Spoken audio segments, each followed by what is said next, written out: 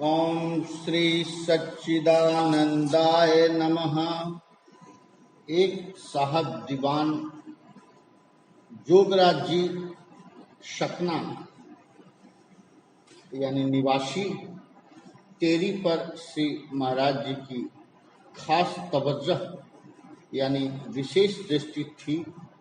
जिस वक्त दीवान साहब को उपदेश दिया उनके हफ्ता भर बाद ही उन पर ऐसे जोर शोर की हालत तारी हुई कि 3-3, 4-4 रोज तक बेहोश पड़े रहते, आंखों में आंसू और मुंह से कफ यानी झाग जारी रहता था।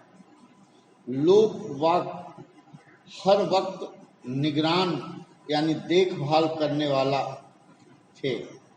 दीवाना वास ता गमे तू दीगरा खुरंद। मगर जब यह होश में आते तो कहते मुझको तो किसी किस्म की तकलीफ नहीं मालूम होती और न भूख प्यास लगती है, बल्कि एक ऐसा आनंद मालूम होता है जिसको जुबान बयान नहीं कर सकती। गरज 3 साल तक यह हालत बराबर रही। इस अरसा में दुनियादारी का कोई काम उनसे ठीक तौर से नहीं हो सकता था। उनको तशब्बुर यानी ध्यान के वास्ते मना कर दिया था कि तुम किसी किस्म का तशब्बुर न किया करो। एक मर्तबा दीवान साहब ने वज़रिया एक खत यानी पत्र द्वारा हालात लिखकर भेजे और कुछ दरियाफ्त किया तो जवाबन यानी उत्तर में लिखवाया कि श्री कृष्ण चेतन आत्मा का ध्यान किया करो। कुल सत्संगियान टेरी यानी टेरी के समस्त सत्संगी गण ने कहा कि पेशतर यानी पहले तशब्बुर से ही तुम्हारी यह हालत हुई थी। महाराज ने तुमको तशब्बुर के वास्ते मना भी किया था, मगर अब फिर मूर्ति का तशब्बुर करने का को फरमाया है। तो दीवान साहब ने हंसकर जवाब दिया कि यह उपदेश अमाम यानी जन साधारण के वास्ते नहीं है, बल्कि खास मेरे लिए है और लोगों को इससे फायदा नहीं होगा। इसका मतलब शगुन मूर्ति के ध्यान से जो आपने समझ रखा है नहीं है, बल्कि यह एक खास बात है जिसको मेरा दिल तो समझ गया, मगर जुबान को ताकते गुआई यानी कथन शक्ति नहीं जो आप लोगों को समझा सकूं। गिरा अनयन नयन बिनु पानी कम शोभा यह जात बखानी। एक रोज दीवान स्वामी दास जी महाराज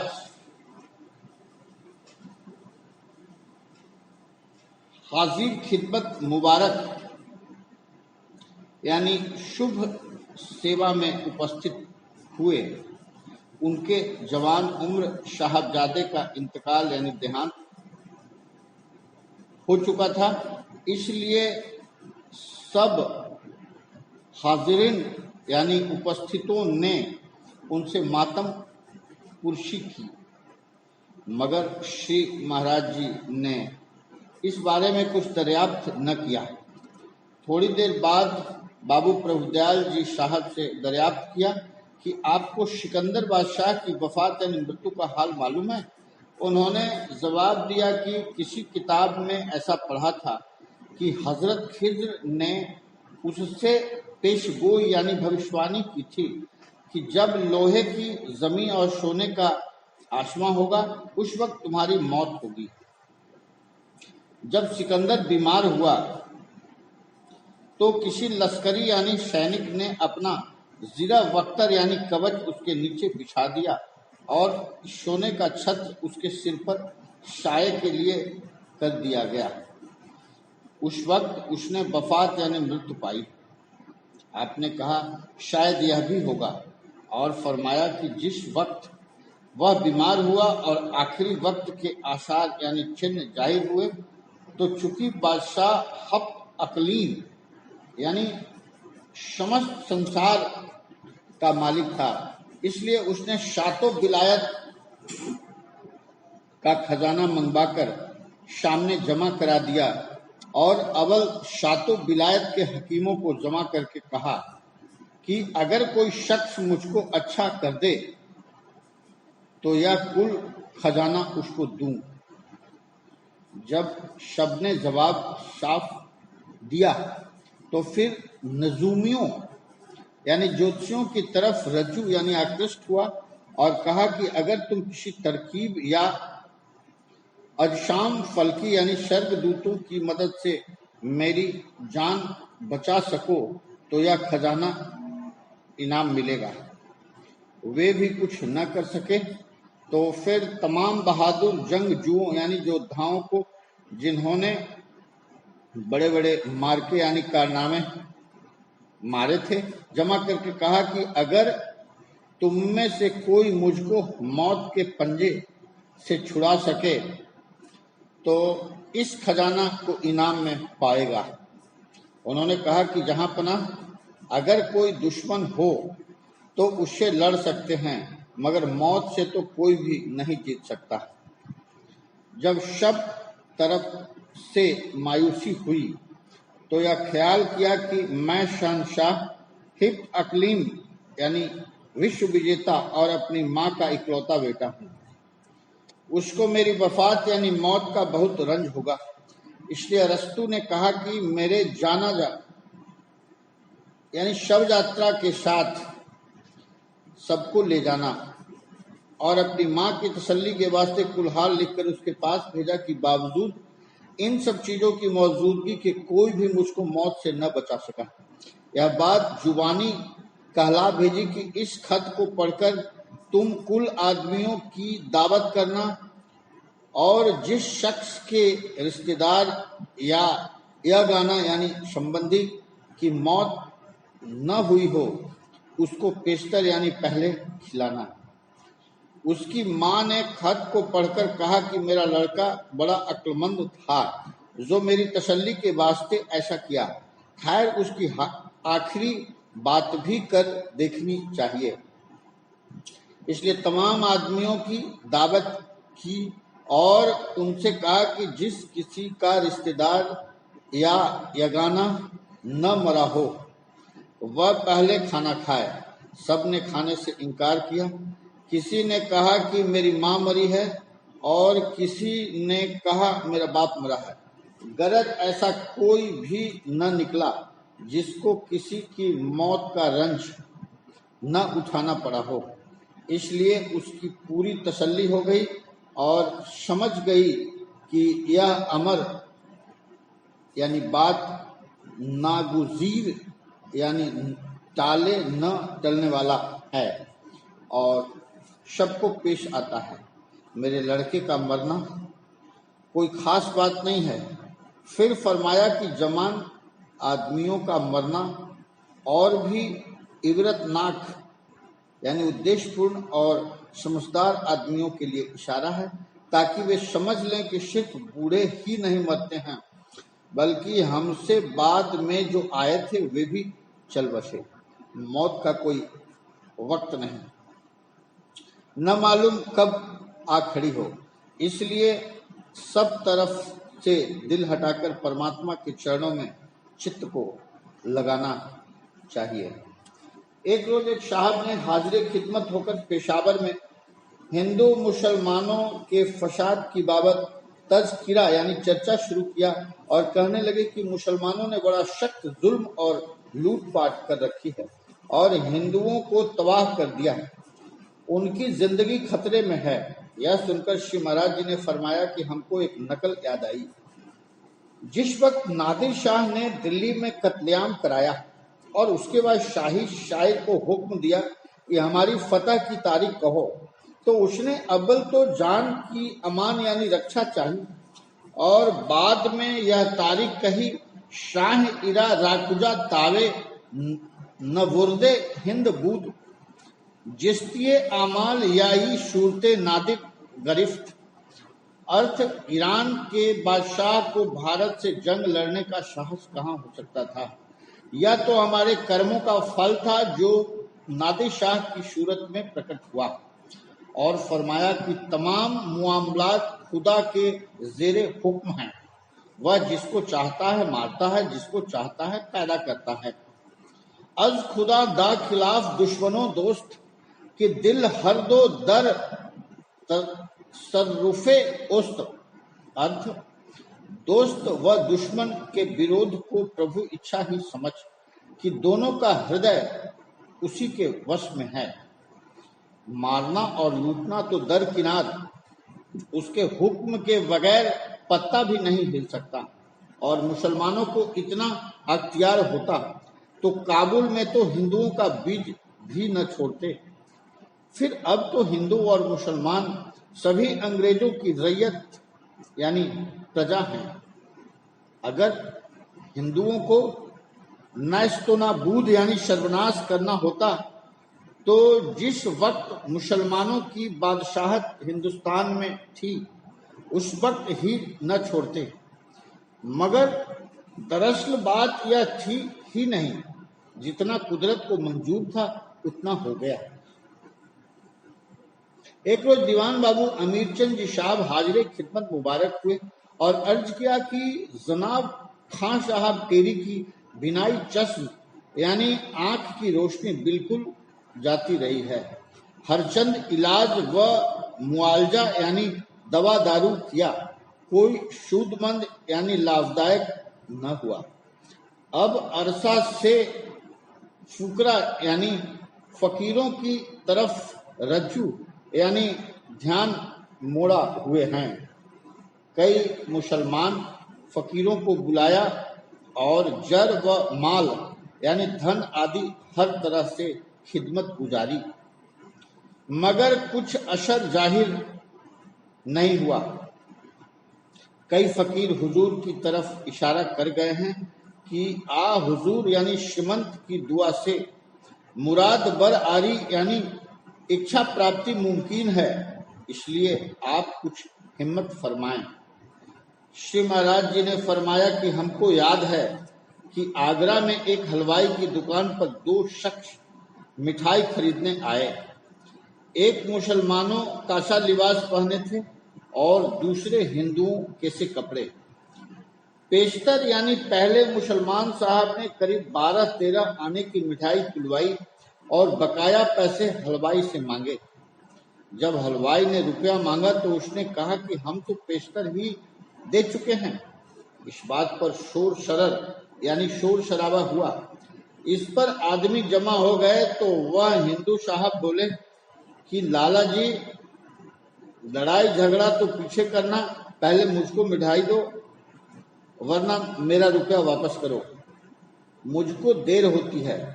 यह सुनकर हलवाई बोला कि रुपया कैसा, तुमने कब दिया था? अब क्या था कि चट मुसलमान बोल उठे कि बेईमान, मेरा रुपया लेकर भूल गया। अब लाला जी के रुपए से मुनकीर यानी न मानना होता है। अभी मेरे सामने इन्होंने रुपया दिया है और तू इनकार करता है। फिर वह लाला बोल उठे कि शेख जी, दुकानदार ऐसी चालबाजी से तो इतने अमीर हो जाते हैं। अभी हाल आपका रुपया लेकर मुकर गया, अब मेरे रुपया से भी इनकार करता है। जब वे एक दूसरे की गवाही देने लगे तब तो हलवाई सिर पिटाया और जो लोग जमा हुए थे उन्होंने भी हलवाई को धमकाया और झुठलाया। गरीब से कुछ न बन पड़ी। हिंदू और मुसलमान दोनों को एक एक रुपया देकर बला सिर से डाली। सो दीवान साहब, मुसलमान तो अपना हक ले गए, अब हमको भी हमारा हिस्सा दिलवाने के लिए ले जाना चाहते हो तो दूसरी बात है। जनाब खां साहब इतना नहीं सोचते कि जो लोग रुपए पैसे के लालची हों उनसे यह काम कब निकल सकता है। और जो यह काम करते हैं उनको खां साहब के जर व माल यानी धन की परवाह क्या है। यह हरगिज यानी कदापि मुमकिन नजर नहीं आता। अलबत्ता उनकी मिन्नत जारी से किसी मर्दे खुदा यानी प्रभु भक्त को उनके हाल पर रहम आ जाए और वह हाथ डाल दे तो बात दूसरी है। लेकिन अगर वह अपनी रियासत के घमंड से इस काम को निकलवाना चाहते हैं तो यह उनकी खाम ख्याली यानी भ्रम है। एक रोज जनाब राय साहब दीवान ईश्वरदास साहब बैरिस्टर कदमपोशी यानी चरण वंदना के वास्ते हाजिर हुए। बाबू साहब के छोटे भाई का आरिजा दीक यानी क्षय रोग में इंतकाल यानी देहांत हो चुका था। उसकी बाबत तज़किरा यानी चर्चा करने लगे और अर्ज किया कि महाराज जी, मैंने हजारों तरह की दवाइयां दी, इलाज मुआवजा कराए, उनका कुछ भी असर न हुआ। क्या दवा वगैरह में कुछ भी असर नहीं होता? श्री महाराज जी ने फरमाया, हमें नकल याद आई।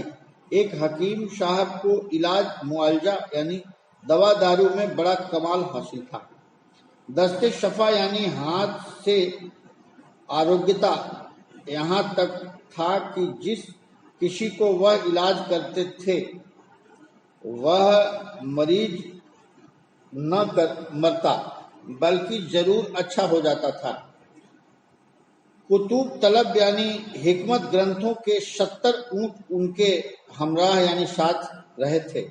एक दफा उनको एक अजीबुल खसलत यानी विचित्र स्वभाव के इंसान से मिलने का इत्तिफाक हुआ तो उन्होंने उससे दरियाफ्त किया कि तुम कौन हो।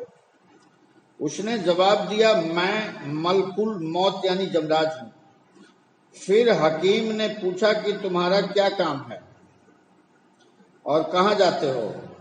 उसने जवाब दिया कि लोगों की रूह यानी प्राण कब्ज यानी हरण करना मेरा काम है और आज फला शख्स की रूह कब्ज करनी है।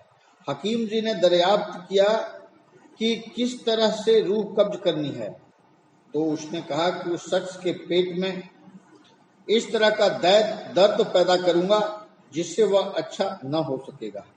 वह तो यह कहकर गायब हो गया। उधर हकीम साहब ने भी दवा दारू का वक्त संभाला और उस आदमी के पास पहुंचे और वक्त मुअय्यन यानी नियत समय पर उसके पेट में दर्द शुरू हुआ तो उस अमर यानी रोग की मखसूस यानी विशेष और मुजर्रब यानी कारगर दवा देनी शुरू की। गोली, अर्क, सफूफ यानी चूर्ण, जोशांदा, खोशांदा, माजून, लव सभी कुछ दिया, खाक असर न हुआ। मर्ज बढ़ता गया ज्यों ज्यों दवा की। आखिर 2-4 घंटे दर्द की शिद्दत यानी तीव्रता से तड़प कर मरीज ने जान दे दी। अब हकीम साहब को दहशत हुई और सोचने लगे कि जब मौत अमर यानी मृत्यु का होना नागुजीर यानी टाले न टलने वाला है और कोई दवा दारू असर नहीं कर सकती तो फिर हम इलाज किसका करें और ये किताब और दवाएं लादे लादे क्यों मारे मारे फिरें। इसलिए सब सामान को लेकर दरिया के किनारे पहुंचे और मुसम यानी पूर्ण इरादा कर लिया कि सबको गर्राब यानी जल प्रवाहित करें कि उसी वक्त वही अजीब शक्ल और सूरत वाला आदमी सामने आ मौजूद हुआ और कहने लगा कि हकीम साहब, यह क्या शख्स सवार हुआ। हकीम साहब ने जवाब दिया कि जब इनसे कुछ फायदा नहीं होता न इनका असर जाहिर होता तो फिर इनके रखने से क्या फायदा, क्यों न इनको डुबा दें। मलकूल मौत ने कहा कि यह बात नहीं है कि असर न हो। खुदा ने जिस चीज में जो असर रखा है वह असर जरूर जाहिर करती है, मगर उसी वक्त जबकि असर जाहिर करने का मौका मिले। जिस कदर अदविया यानी दवाएं हकीम ने मरीज को दी थी, वे सब दिखाकर मौत ने कहा कि जिस वक्त मरीज के गले से यह दवा उतरती थी, ये सब मैं लेता जाता था। अब बताइए कि असर किसका जाहिर होता? और हकीम साहब को समझा बुझाकर उनके इरादे से बाज रखा। इसी तरह पर जनाब दीवान साहब, असर तो हर एक चीज का होता है, मगर जब मौत का वक्त आता है उस वक्त दवा भी मर्ज की गिजा यानी खुराक बन जाती है और बजाय मरीज को कुव्वत यानी शक्ति पहुंचाने के मर्ज को तकवियत यानी बढ़ावा देती है। एक रोज श्री बाबा प्रीतनाथ जी महाराज से फरमाया कि हम कल आपके स्थान पर जावेंगे।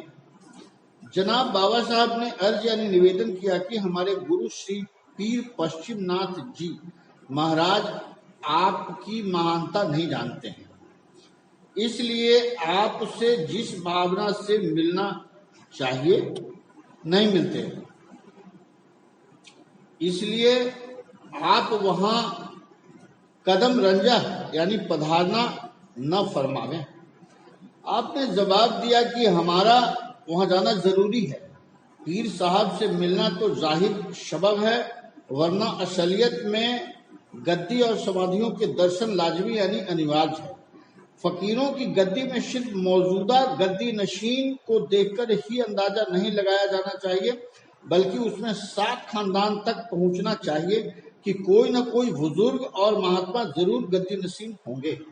जिन बुजुर्गों ने शरीर त्याग दिया है उनको मुर्दा न समझना चाहिए। उनकी पाक यानी पवित्र रूह यानी आत्मा हमेशा जिंदा है और कौहाट में जाकर उनके दर्शन को न जाने से इनकार की बू आती है और कवायदे फकीरी यानी फकीरी नियम के खिलाफ है। दूसरे मौजूदा पीर साहब की निस्बत कुछ नाकिश यानी घटिया ख्याल दिल में लाने से उन बुजुर्गों को नागवार गुजरता है। अगर 1 या 2 पुश्त में कोई महात्मा या बुजुर्ग गुजरे हैं तो ऐसे ख्याल का फौरन ही नतीजा मिलता है। एक वाक़या यानी घटना हमको याद है कि एक खानदान में बहुत अच्छे अच्छे बुजुर्ग थे, मगर 4 पुश्त से कुछ खैर खैरात यानी दान पुण्य के काम में कमी हो गई थी। जिस वक्त मौजूदा पीर साहब का शरीर बरता और उनकी जगह एक अच्छे महात्मा रमजे फकीरी यानी फकीरी भेद से वाकिफ पीर साहब की गद्दी पर बैठे, उस वक्त एक फकीर ने जो खुद बहुत अच्छे थे मगर राजे फकीरी से ना वाकिफ यह कह दिया कि यह शख्स गद्दी पर बैठने लायक नहीं। यह सुनकर तो नए पीर साहब को जोश आया और बोले कि तू कुत्ते की तरह भौं भौं करके मरेगा। ताना यानी कटाक्ष देने वाले फकीर साहब की वजिन्स ही यानी शर्ता वही हालत हुई और मर्जुल मौत यानी मृत्यु रोग में गिरफ्तार होकर कुत्ते की तरह भौंक भौंक कर जान दी। एक रोज ननियाब से बहुत से आदमी श्री महाराज से मिलने को बराह खुशकी रवाना हुए। एक आदमी सुंदरदास नामी पहाड़ी रास्ते से अलहदा खच्चर पर चल पड़ा। उसके पास रुपया भी बहुत था। रास्ते में इलाका शहर यानी विदेश के सरहदी डाकुओं ने आन पकड़ा और खच्चर पकड़कर उसको नीचे उतार दिया। उस शख्स ने दिल में ख्याल किया कि मैं तो एक फकीर के दर्शनों को जाता हूं, ऐसे नेक काम में मुझको ऐसी तकलीफ का सामना क्यों पड़ा। यह सोचकर वह एकदम से उठ भागा और डाकुओं ने तुअकुब यानी पीछा किया। थोड़ी दूर गया था कि सामने से 3 आदमी आते हुए दिखलाई दिए। उन्होंने उसको रोककर पूछा कि क्यों भागा जाता है। उसने जवाब दिया, डाकू हैं। उन्होंने कहा, खड़ा रह, बता कहाँ है। वे उसको साथ लेकर पीछे फिरे और डाकू उनको देखकर भाग गए। तीनों आदमियों ने खच्चर पकड़कर सुंदरदास को सवार करा दिया। जब वह सवार हो गया तो उसने चाहा कि उनका नाम पूछूं कि कौन है और उनकी इमदाद यानी सहायता का शुक्रिया अदा करूं, मगर पीछे फिरकर देखता है तो वे तीनों शख्स गायब हैं। वह उनको इमदादे गायबाना यानी प्रभु सहायता समझकर रवाना हो पड़ा और एक गांव शकर खील में आकर अपने कुल हमराहियों से मिलकर माजरा बयान किया। वे सब मुतल अजूब यानी हैरान हुए कि आज तक सरहदी डाकुओं के हाथ से भागकर बचना अमर मुहाल यानी कठिन काम बल्कि नामुमकिन साबित हुआ है। ये बातें हो रही थी कि उन लोगों में से एक ने अपना तमंचा निकाल कर खोला ताकि कारतूस निकाल ले और खाली करके रख दे, मगर खोलते में वह सिर यानी चल हो गया। सामने 3 शख्स बैठे थे। अव्वल यानी पहले 2 की टांगों के दरमियान से गोली निकल गई और तीसरे शख्स के पैर के अंगूठे के पास जाकर गोली जमीन में समा गई। किसी को जख्मी न किया। उन लोगों ने इस बात को भी यही समझा कि हमारे गुरु महाराज की बरकत से इससे भी बच गए। इंगुर सेंदूर ले के तिरिया पूजत भीत सुफल होए मनकामना तुलसी प्रेम प्रतीत।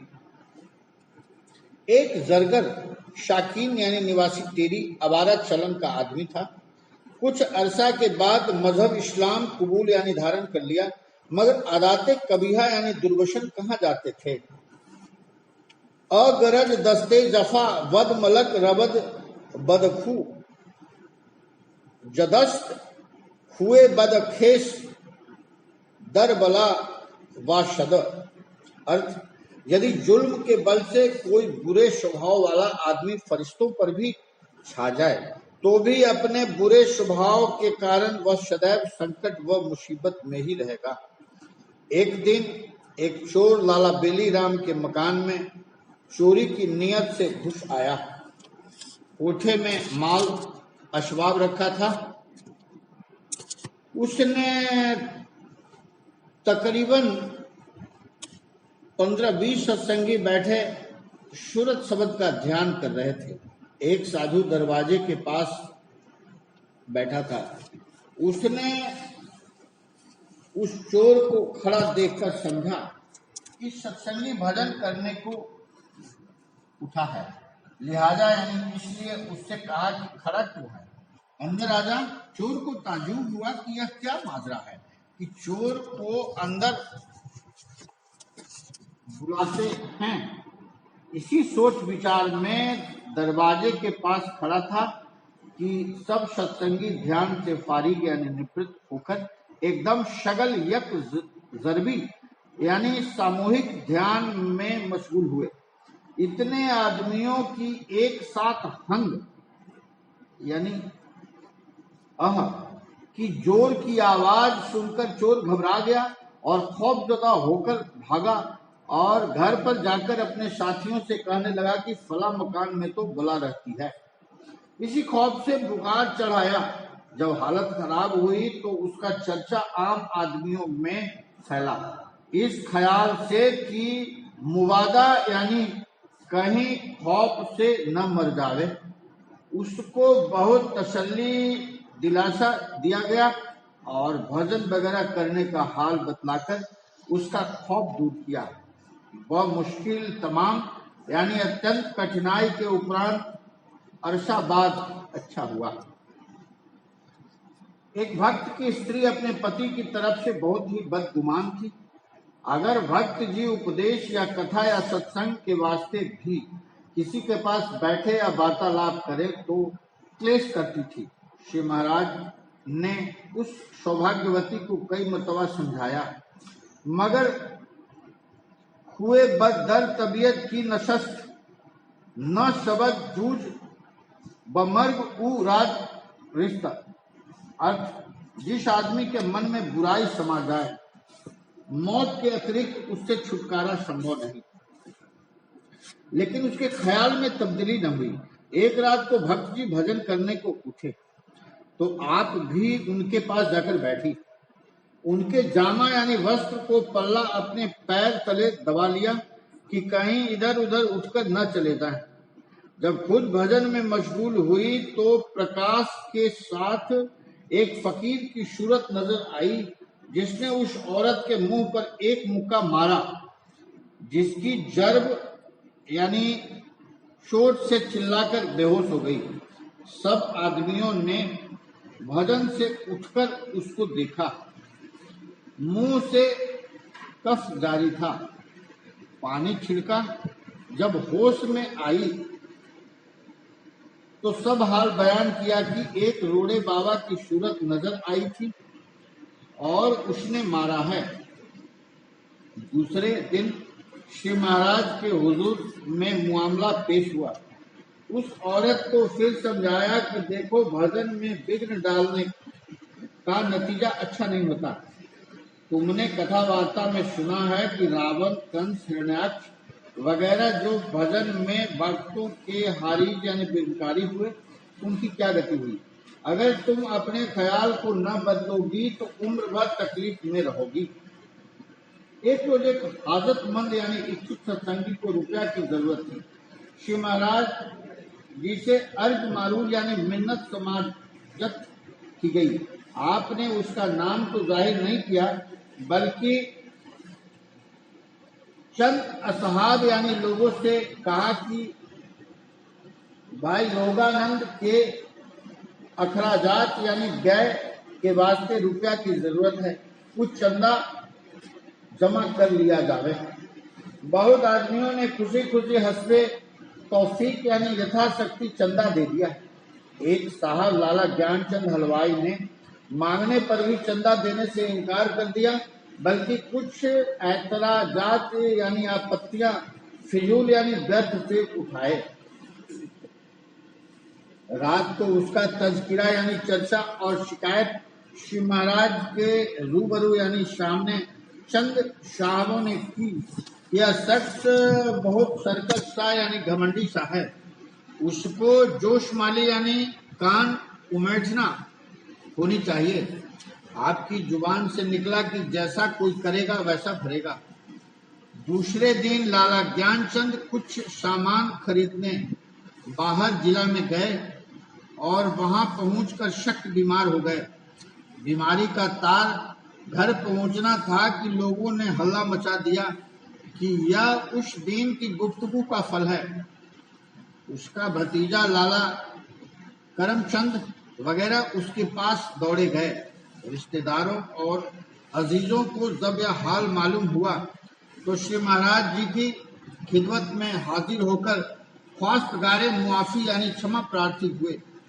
श्री महाराज जी ने फरमाया कि देखो, हमने कितनी मर्तबा इन सब लोगों से कहा है कि हमारे पास किसी की शिकायत न किया करो, बल्कि फकीरों के पास ऐसी बात करना दुरुस्त यानी उचित नहीं। न मालूम कोई किस ख्याल में बैठा हो और क्या मौका महल यानी अवसर हो। इन लोगों की समझ में बात नहीं आती। जब बहुत गिरिया उजारी यानी रोना गिड़गिड़ाना होने लगी तो आपने एक सत्संगी से फरमाया कि वह कोई मरता थोड़ी ही है। लाला ज्ञानचंद बीमार पड़े थे। राकिब मुल्लू रूफ यानी लेखक स्वयं मौजूद था। यह हालत हो गई थी कि चारपाई पर डालकर उनको सत्संग के मकान कृष्ण द्वारा में लाकर रखा था। कोई जिस्त यानी जीवन की उम्मीद नजर नहीं आती थी, मगर मालिक शफा यानी स्वास्थ्य देने वाला है। 3-4 यूम यानी दिनों में ही टमटम में लौटकर वापस घर जाने के काबिल हो गए।